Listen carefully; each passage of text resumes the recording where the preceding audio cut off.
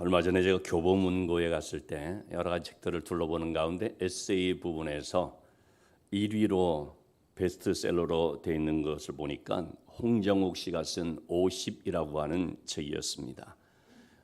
여러분이 홍정욱 씨는 뭐 잘 아시는 것처럼 유명 배우인 남궁원 씨, 본명은 홍경일 장모님이거든요. 남궁원 씨의 아들로서 그가 1993년도에 쓴 7막 7장이라고 하는 책은 100만 부 이상이 팔리는 엄청난 베스트셀러가 되었고 조기 유학 붐을 당시에 일으킨 적이 있었죠. 홍정욱 씨는 하버드대를 나와서 스탠퍼드대 로스쿨을 나와서 법조계와 금융계를 거치고 우리나라에서 젊은 나이에 국회의원을 하고 또 언론사 회장도 이제 지냈고 지금은 푸드 기업 대표로 있습니다. 그런데 아닌 1년 반쯤 됐나요? 자기 큰 딸이 마약을 밀반입하는 그래서 적발되는 아주 엄청난 일이 벌어졌습니다. 큰 충격을 받았죠. 제가 이 책을 이제 보면서 책을 산 이유가 그런 것에 대해서 뭐라고 지금 했을까 싶어서 이제 좀 사서 보게 됐는데요. 그는 이 책 마지막 장에서 이런 얘기를 합니다. 나는 기독교인입니다. 어릴 적부터 매일 밤에 침대 곁에서 무릎을 꿇고 기도했습니다. 그리고 우리 자녀들에게 신앙과 도덕과 예절을 심어주려고 참 많이 노력을 했었는데 아버지로서 자녀의 아픔을 잘 알지 못하였던 그런 불찰을 사죄합니다라는 그런 얘기를 합니다. 저는 이 홍정욱 씨를 생각할 때 전에 보았던 한 그 기사가 생각이 납니다. 신한계라고 하는 잡지에 소개된 내용인데요. 그 홍정욱 씨 부모님이 세 자녀들을 어떻게 신앙교육 시켰나라고 하는 그 내용입니다. 어머니인 양춘자 집사님이 이렇게 얘기를 합니다. 자기는 이 세 자녀들, 그 세 자녀들이 미국에서 다 유학을 하고 지금은 자기 분야에서 나름대로 영향력을 미치는 그 가운데 있는데요. 이 세 자녀들을 위해서 한 번도 과외 공부를 시켜본 적이 없다는 것입니다. 그런데 딱 한 가지의 과외를 시켰는데 여러분 과외라고 하는 것은 돈 주고 공부시키는 거 아닙니까? 그 한 가지의 과외 공부가 뭐였느냐? 성경 과외 공부였다는 겁니다. 여러분 우리가 영어, 수학 뭐 이런 것을 위해서 돈 들여서 과외를 시키기도 하는 경우가 있지만 성경을 공부시키기 위해서 사례비를 주고 전도사님, 목사님, 교육자를 초빙해서 자녀들을 성경 교육시킨다라는 것 들어본 적이 있으십니까? 제가 그때 그 기사를 보고서 굉장히 신선한 충격을 받았습니다. 이럴 수도 있구나. 이렇게까지도 열심히 하시는구나. 그래서 이 세 자녀들이 유학 갈 때까지 계속 저녁마다 교육자가 와서 성경을 가르쳤다는 것입니다.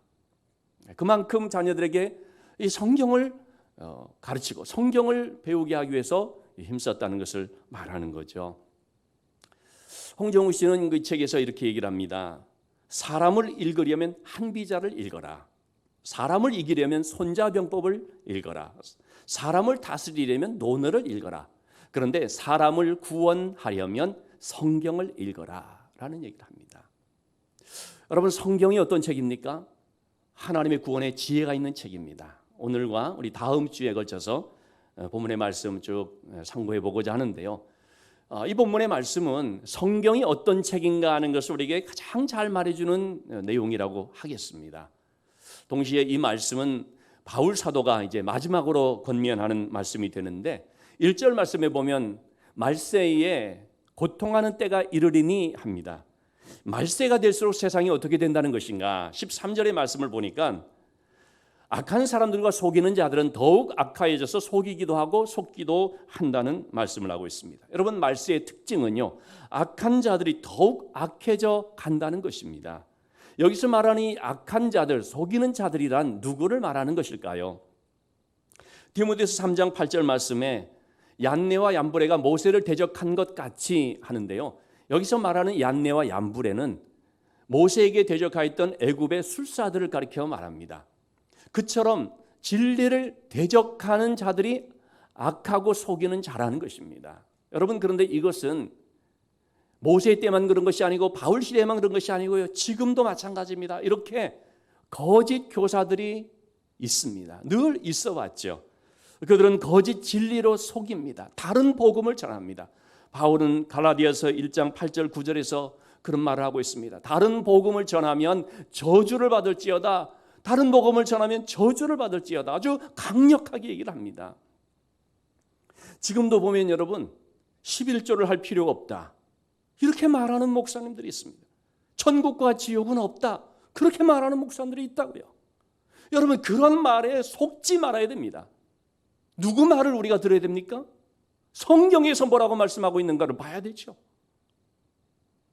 사람들이 듣기 좋게 구미에 당기는 그런 말이 현혹되는 것이 아니라 우리가 좀 불편하고 우리의 마음에 부담이 된다 할지라도 성경에서 우리에게 무엇이라고 말하고 있는가, 여러분, 그것이 진리이기 때문에 그렇습니다.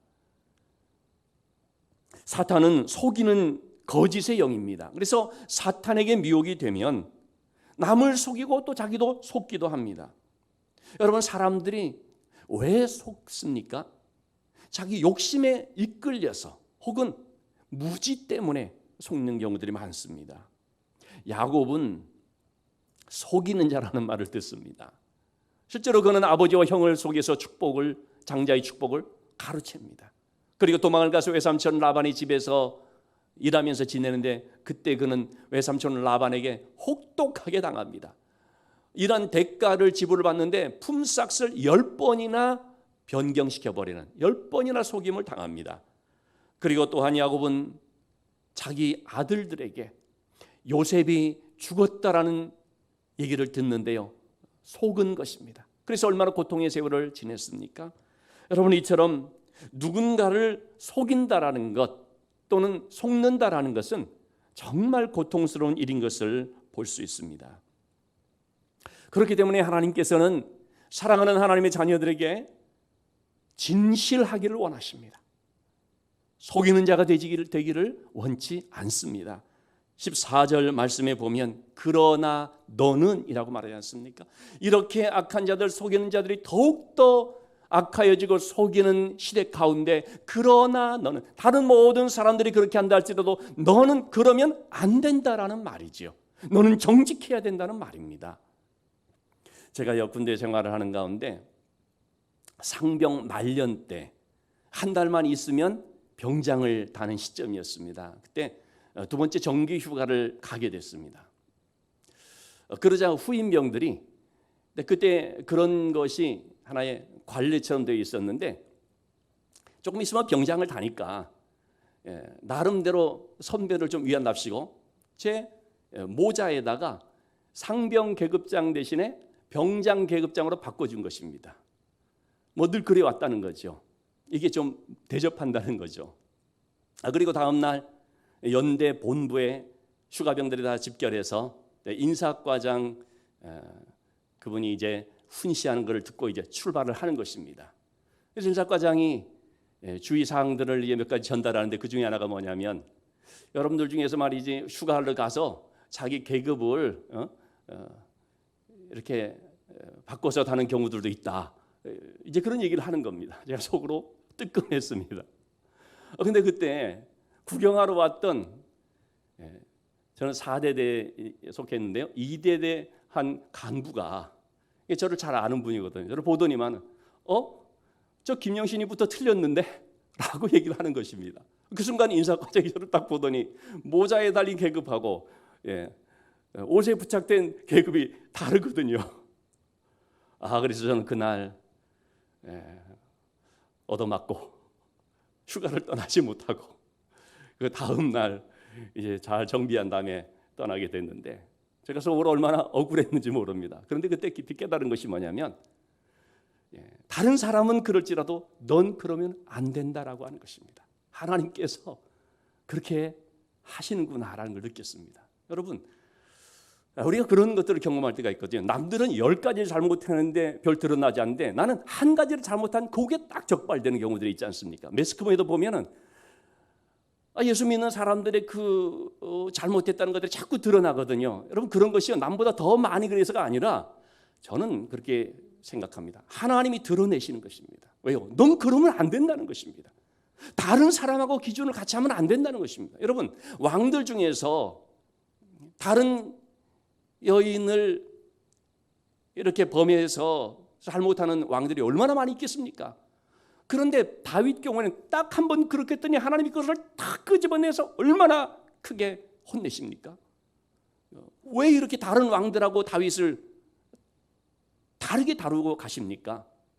너는 하나님의 사람이라는 거죠. 다른 사람들은, 하나님을 모르는 자들은 뭐 그런다 할지라도 너는 하나님 앞에서 정직해야 된다는 것입니다. 너는 그런 기준을 가지고 살면 안 된다는 것입니다. 이것이 바로 그러나 너는이라고 하는 말입니다. 자, 이처럼 여러분, 거짓이 난무하는 시대 가운데 우리가 살아갈 때 어떻게 살아야 되겠습니까? 거짓에 물들지 않는 삶을 살아가려면 어떻게 해야 되느냐 하는 거죠. 14절 말씀을 다시 한번 보시면 너는 배우고 확신한 일에 거하라 명하고 있습니다. 여러분, 우리는 먼저 이 하나님의 말씀을 잘 배워야 됩니다. 여기서 배우다라는 말은 원어로 만다노라는 말인데요, 학습하다 혹은 학생이다, 이거 조금 더 발전돼서 제자다라는 뜻입니다. 여러분, 배우는 사람은 제자입니다. 주님께 배우는 사람은 주님의 제자입니다. 말씀을 배우는 사람은 말씀의 제자입니다.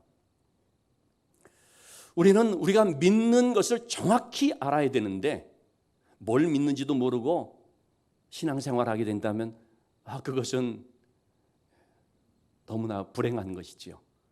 내가 믿는 그것을 분명히 알고 그것을 또 확신해야 되는 것인데, 여러분, 그렇게 믿는 것을 정확히 알려면 어떻게 해야 됩니까? 배워야 됩니다. 자, 그런데 우리가 잘 배움으로써 하나님을 경외하게 되고 또 하나님을 믿는 믿음을 갖게 됩니다. 배움이 없게 되면 어떻게 될까요? 사사기 2장 10절 말씀이 나오는 것처럼 여호수아 다음 때의 사람들은, 그 후대에 일어난 세대들은 다른 세대가 되어버렸는데 여호와를 알지 못하여서 하나님께서 그들을 위하여 행하신 일들도 알지 못하였더라 말하고 있습니다. 다음 세대가 다른 세대로 변해버린 것입니다. 변질이 되어버렸습니다. 신앙을 이어받는 다음 세대가 되어야 됩니다. 영어로 말하면 이제 next generation이라고 표현하죠. 근데 이것이 different generation, 다른 세대가 되어버렸습니다. 다른 삶을 살게 되어버렸습니다. 또 완전히 다른 사람이 되어버린 것입니다. 왜 다른 사람이 되어버렸습니까? 하나님을 알지 못하니까. 하나님이 행하시는 일을 알지 못하는 것입니다. 왜 알지 못했습니까? 배우지 않아서, 말씀을 등한히 해서, 말씀을 가르치지 않거나 또는 말씀 배우기를 소홀히 했기 때문에 이런 결과가 나타나는 것이죠. 그렇기 때문에 우리도 자라나는 세대들이 다른 세대가 되지 않도록 하기 위해서 열심히 가르쳐야 되는 거죠. 배울 수 있게 해야 됩니다. 그렇지 않으면 자기 소견에 옳은 대로 행하게 됩니다. 자, 그런데 여러분, 배움에 있어서 참 중요한 것들이 있지요. 우선 배움에 있어서 누구에게 배우느냐가 참 중요합니다. 잘못된 사람에게 배우면 잘못되어 버립니다. 제가 중학교 때 이 자그마한 시골 학교에 축구부가 생기게 됐습니다. 그런데 코치를 초빙할 만한 돈이 없으니까 할 수 없이 동네에서 공 좀 찬다는 사람을 모셔서 이제 싸게 학생들을 지도하도록 했죠. 근데 보니까 누구냐면요, 동네 유명한 건달인 거예요. 저도 알 정도니까요. 그래서 제가 도대체 저 사람이 어떻게 가르치나 보려고 한번 그 훈련하는 자리에 가서 지켜봤거든요.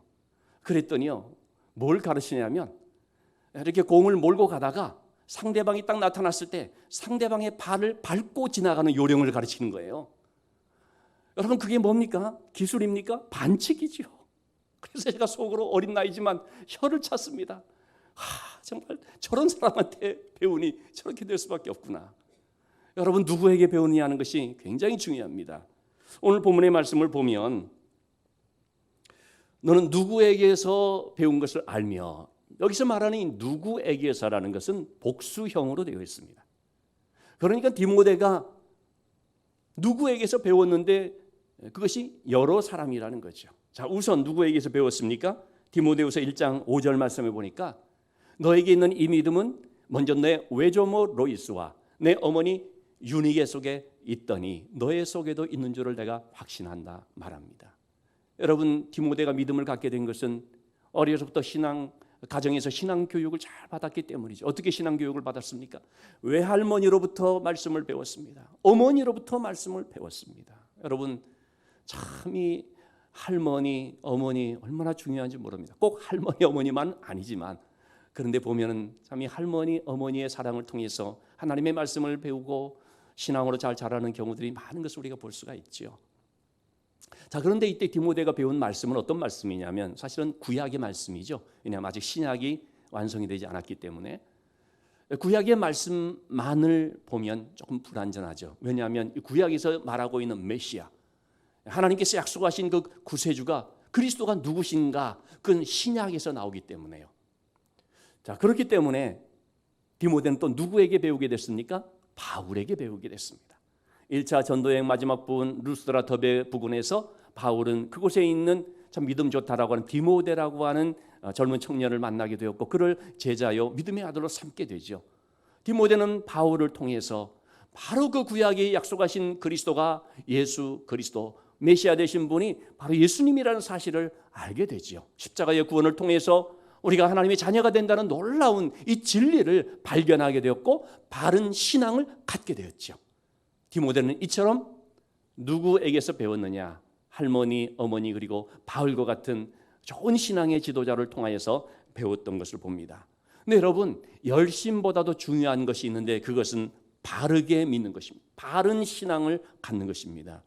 열왕기상 18장 28절에서 29절에 보시면 바알의 선지자들이 아침부터 저녁까지요 큰 소리를 내면서 몸에 피가 흐르기까지 막 미친 듯이 떠들면서 바알이여 응답하소서, 바알이여 응답하소서라고 외치죠. 바알이 응답합니까? 아무 소리도 없고 응답하는 자도 없고 돌아보는 자가 없더라 말하고 있습니다. 왜 바알이 응답하지 않습니까? 가짜이기 때문에, 없는 것이기 때문에. 잘못된 신앙을 붙잡고 여러분 지성이면 감천이라고 말한다는 것은 너무나 여러분 틀린 말입니다. 지성이면 감천은 아닙니다. 아무리 지극정성을 다한다 할지라도 없는 것을 향하여서 외쳐보십시오. 미신을 향하여서 외쳐보십시오.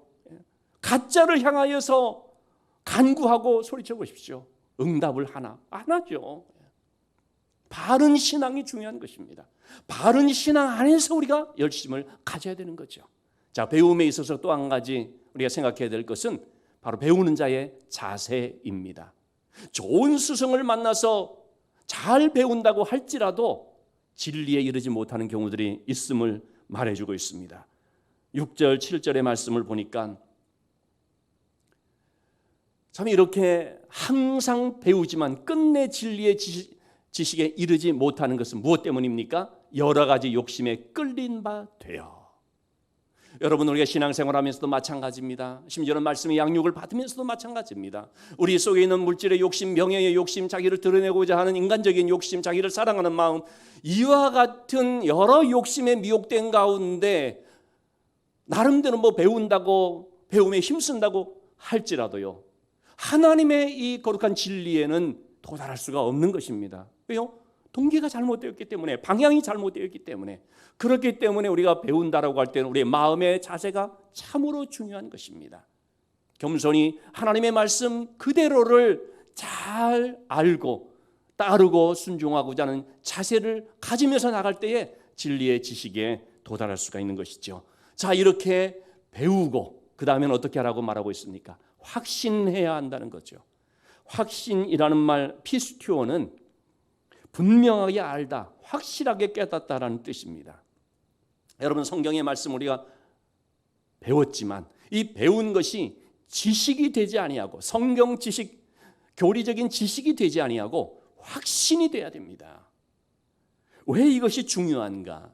데살로니가전서 2장 9절 말씀, 13절 말씀에서 바울은 이렇게 말하고 있습니다. 이 말씀, 너희가 말씀을 들을 때 인간의 말로 듣지 아니하고 하나님의 말씀으로 들었는데 이 말씀이 누구에게 역사하느냐? 너희 믿는 자 가운데서 역사하느니라. 자, 여러분이 이 말씀을 잘 보시면 하나님의 말씀은 그 말씀을 배운 자 가운데 역사하고 그 말씀을 아는 자 가운데 역사한다는 것이 아니라 그 말씀을 확신하는 자 가운데 역사한다는 것입니다. 그 말씀을 믿는 자 가운데 하나님의 말씀이 능력이 되는 것입니다. 제가 대학 때 선교단체를 생활을 했는데 우리 선교단체는 우리 학생들이 초보 신자, 초신자들을 가르치는 그런 일들이 많이 있었습니다. 그래서 양과 목자의 그런 관계에서 가르치고 하는데 한 여자 후배가 초신자 자매를 가르치게 됐습니다. 제가 속으로 어떻게 가르치는가 궁금했는데 정말 그냥 우연히 그 옆을 지나가다가 좀 듣게 된 한마디가 있었습니다. 이렇게 말씀을 가지고 당시에는 창세기 성경 공부, 요한복음 성경 공부 등을 주로 했었는데 초신자 후배가 이제 묻는 것이죠. 자기를 가르치는 그 선배에게 아니 이게 정말 그런 것이냐고, 정말 이걸 믿느냐고. 그랬더니요 이 후배가 나도 잘 몰라 그렇게 얘기를 하는 겁니다. 그러니까 초신자가 묻습니다. 근데 왜 가르쳐요 그럼? 그랬더니 후배가 말합니다. 가르치라고 해서 가르쳐. 여러분, 내가 확신을 하지 않는데 어떻게 남에게 확신을 줄 수가 있습니까? 자녀가 엄마에게 엄마 기도하면 정말 응답받아요? 라고 물을 때 엄마가 글쎄 목사님이 그렇다더라. 여러분, 그렇게 말하면 자녀에게 무슨 확신이 되겠습니까?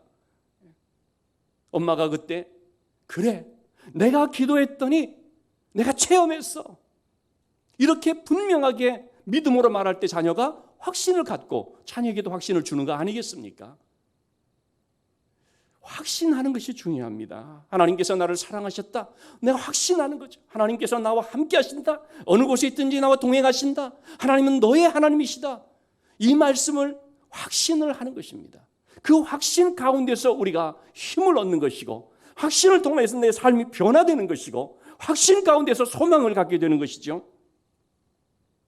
여러분, 하나님의 말씀은 내 말씀이 되어야 됩니다. 내 사건이 되어야 됩니다. 내 체험이 되어야 됩니다.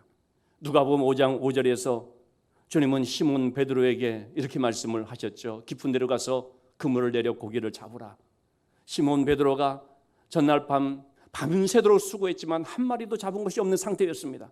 그러나 베드로는 그 주님의 말씀을 받들어서 선생이여 우리가 밤새도록 수고했을 때 잡은 것이 없지만 말씀에 의지하여서 내가 그물을 내리리이다. 그 말씀을 따랐습니다. 그랬더니 어떤 결과가 나타났습니까? 배가 가득할 정도로 그물이 찢어질 정도로 고기가 많이 잡히게 됐습니다. 여러분, 그때 베드로가 느낀 것이 뭐겠습니까? 이분의 말씀은 말씀대로 되어지는구나. 자, 그래서 여러분, 이 주님의 말씀이요, 내 말씀으로서 내 사건으로서 체험이 되어야 된다는 것입니다. 우리가 흔히 로고스와 레마라는 이제 그런 단어를 언급을 하는데 사실 성경에서는 로고스와 레마라는 것을 꼭 구별해서 쓰지는 않았습니다. 근데 흔히들 로고스는 객관적인 말씀이고 또 레마라고 하는 것은 내가 그 말씀을 체험한 주관적 말씀이다라고 이제 얘기도 합니다만 그것을 정확하게 그렇다고는 말을 할 수가 없습니다. 어쨌든 간에 제가 지금 말씀드리려고 하는 것은 주님께서 하신 그 말씀이 내 삶에서 체험되어지는 내 사건이요 내 말씀이 되어야 한다는 것입니다. 그러니까 베드로가 어떻게 됐습니까? 자기의 삶을 완전히 바꾸게 되었던 거죠. 주님 말씀에 순종해서 사람 닦는 업으로 새 출발을 하게 된 거 아니겠습니까?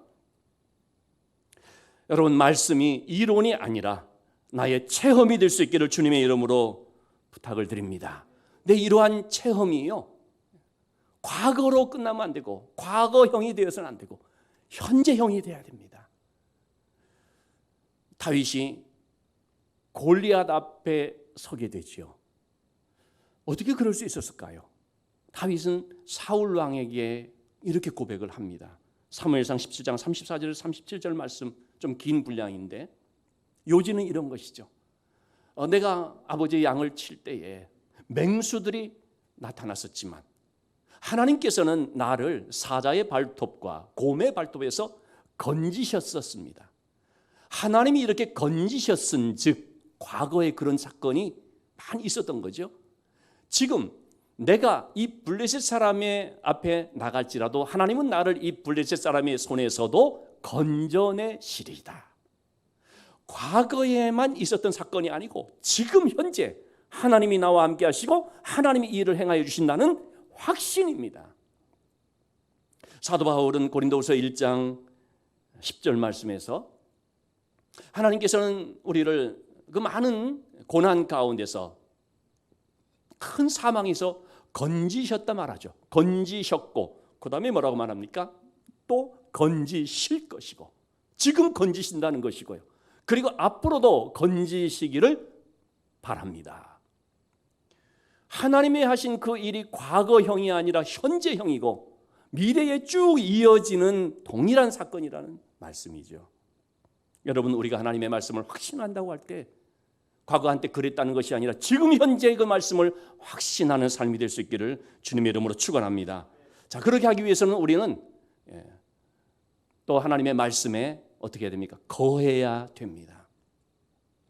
거하다는 말 한자로 이제 살 것자지 않습니까? 산다는 말인데 원어로 보면 매내라는 말입니다. 이 매내라고 하는 단어는 끝까지 그 상태를 유지하는 것을 뜻합니다. 시련이 있어도요, 환난이 닥쳐도요, 그 말씀을 떠나지 않고 하나님을 향한 믿음에 굳게 서는 것입니다. 말씀과 삶을 일치시키기 위해서 힘쓰고 그러므로 말씀 안에 사는 것이지요. 자, 여러분, 우리가 이렇게 되려면 어떻게 해야 됩니까?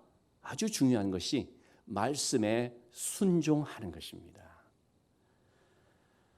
말씀을 열심히 배우고 잘 깨닫는 것도 중요하지만 결국 순종하지 않으면 안 되죠. 그렇기 때문에 가장 중요한 것이 순종하는 것이다 말할 수 있습니다. 주님은 이 순종의 중요성을 이렇게 비유로 말씀을 해주셨죠. 두 종류의 사람을 말했습니다. 마태복음 7장 24절에서 27절에 나오는 말씀처럼 누구든지 나의 이 말을 듣고 행하는 자, 그러나 듣고 행하지 않는 자, 이렇게 말하죠. 듣고 행하는 자는 그 집을 반석 위에 지은 지혜로운 사람과 같고 듣고 행하지 않는 사람은 그 집을 모래 위에 지은 사람과 같다고 말합니다. 똑같이 집을 지었지만 겉으로 보면 멀쩡하지만 시련의 비바람이 불어올 때 어떻습니까? 그 집이 어떤 집인지 검증이 됩니다. 비바람이 불어올 때 그 집이 굳건하게 세워진 집이 있고 한순간에 무너져 버리는 집이 있다는 거죠. 누가 굳건합니까? 말씀을 듣고 행하는 자. 누가 무너집니까? 말씀을 듣기는 했지만 전혀 행하지 않았던 사람입니다. 우리는 말씀을 듣기는 잘하고 은혜도 잘 받는데 말씀 따로 삶 따로가 아닌지를 한번 돌이켜 봐야 되지요. 최근에 목회 데이터 연구소가 발표한 설문조사 결과가 있는데요. 우리 한국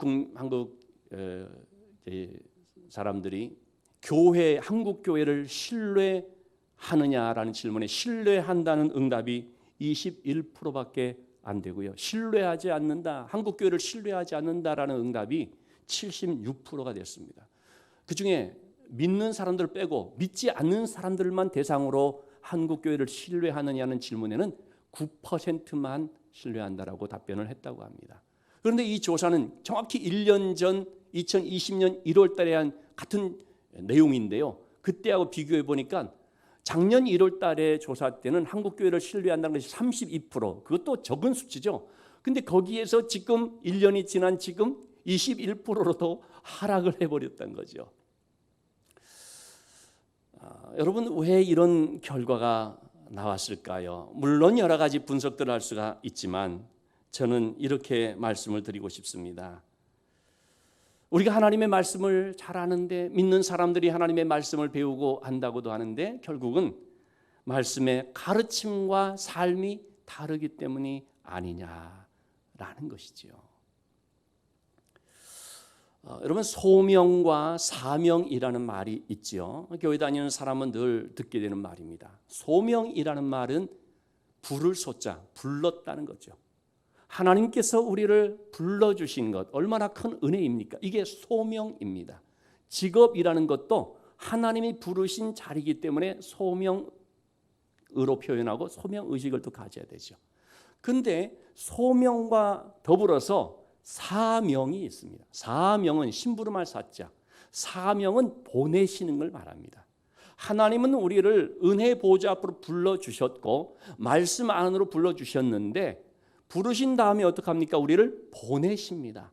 다시 세상 가운데로 보내십니다. 믿지 않는 문화 속으로 보내십니다. 보내시는 것은 무엇 때문입니까? 바로 하나님의 말씀을 들고 가서 사명을 감당하라고 하는 것입니다. 빛과 소금의 직분을 감당하라는 것입니다. 말씀을 전하라는 것입니다. 근데 우리는 하나님께서 나를 불러주셨다는 소명에는 감사하고 은혜다라고 말하는데 이 하나님께서 보내신 사명은 좀 간과하거나 소홀히 하는 경향이 있는 것을 보게 됩니다. 부름받은 우리는 반드시 보냄받은 자가 되는 거죠. 소명을 가진 자는 반드시 사명을 가져야 되는 것이겠죠. 여러분, 최근에 TV 프로에서 Sing Again이라고 하는 그런 음악 프로가 굉장히 인기를 얻고 있는데 여기에 이승윤이라고 한 무명 가수가 굉장한 화제를 불러일으키고 있습니다. 알고 봤더니 이승윤은 유명한 목사님이신 이재철 목사님의 삼남이었습니다. 이재철 목사님은 저희 신학대학원 한 3년 선배인데요. 나이가 있기 때문에 지금 은퇴했지만 한국 교회에 참 내노라 할 만한 목사님 중에 한 분이죠. 근데 그 네 아들이 있는데 그 네 아들을 보니까 다 자기 분야에서 나름대로 영향력 있는 삶을 살고 있는 것입니다. 여러분, 예배 시간에는 가능하면 핸드폰을 좀 꺼주시면 좋겠습니다. 자, 그래서 이재철 목사님의 그 자녀들 가정 교육에 대해 많은 사람들이 좀 주목을 하게 됐습니다. 이 목사님이 그 한 일화를 이제 소개를 했는데요. 이 이승윤이 초등학교 3학년 어릴 때의 얘기인데 반장 선거에 나갔는데 16명이 출마한 중에서 당당히 당선을 됐다는 거죠. 아니, 어떻게 16명이나 많은 아이들이 나갔는데 당선이 됐나 봤더니 공약이 그럴싸했습니다. 이게 무슨 공약이었느냐? 여러분들 저를 반장으로 뽑아주시면 저는 여러분들을 위한 걸레가 되겠습니다. 그러니까 그 말을 듣고 가족들이 다 빵 터지면서 웃음보를 터뜨렸다는 거죠. 그때 이재철 목사님이 굉장히 의미 있게 마음에 두었다고 합니다. 그리고 그날 저녁에 밤에 아이의 손에 머리에 손을 얹고 기도해 주면서 이렇게 기도를 했다고 하는 것입니다. 하나님, 이 아이가 정말로 그런 인생을 살기를 바라고 특별히 앞으로 살아가는 과정 속에서 타인을 위해 걸레로서 이렇게 살아가게 된다고 하면 그것은 진정 주님의 향기를 나타내는 삶이 될 수 있다는 사실을 잘 깨닫고 그럴 수 있게 해 주십시오 하고 기도했다는 것입니다. 저도 이 내용을 보면서 정말 마음에 와닿았습니다. 여러분, 우리는 자꾸 세상에서 빛을 보려고 드러나려고 가능하면 손에 묻히지 않으려고 이렇게 될 때가 많이지 않습니까? 그런데 주님의 삶은 어떻습니까? 반대지 않습니까? 낮아지시고 섬기시고 제자들이 그 때 묻은 발을 씻겨주시고 우리가 정말 말씀으로 살아간다면 우리의 삶의 자리에서 주님처럼 이렇게 굳은 일 모든 것들을 감당하는 삶이 되는 것이 아니겠느냐 하는 거죠. 저는 이것이 바로 사명인의 삶이라고 봅니다. 금년도표를 배우고 확신한 일에 거하라 이렇게 정해봤습니다. 하나님의 말씀을 가까이 하면서 말씀을 열심히 읽자. 그리고 또 많은 분들이 같이 동참을 해주고 있는데요. 여러분, 성령의 직통 계시냐는 그런 말에 속지 마시기 바랍니다. 그런 건 전부 사입이고 잘못된 것입니다. 하나님의 계시는 오직 성경뿐입니다. 다른 누가 내가 무슨 산에서 기도하다가 계시를 받았다, 그런 말에 절대 넘어가면 안 됩니다. 그렇게 해서 이단이 생기고 잘못된 교회를 파괴하는 무리들이 얼마나 많습니까? 오직 우리는 이 성경의 말씀만이 하나님의 온전한 계시인 것을 믿습니다. 더하지도 않고 빼지도 않고요. 이렇게 우리가 하나님의 말씀을 붙잡고 이 말씀을 가지고 신앙생활하는데, 여러분 갖고만 있으면 어떡합니까? 이걸 봐야지요. 말씀이 어떻게 됐는지 보지 않으면 무슨 내용인지를 알 수가 없죠. 모르니까 어떻습니까? 확신도 안 생깁니다. 확신이 없으니까 어떻습니까? 그 말씀에 거하지도 않습니다. 그러니 말씀과 동떨어진 삶이 되는 거죠.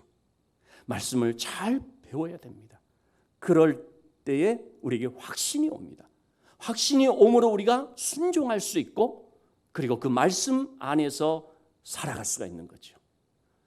여러분이 이렇게 올해 한 해에 말씀을 배우고 확신하고 그 말씀에 살아가는 복된 삶이 될 수 있기를 주님의 이름으로 축원합니다. 기도하시겠습니다.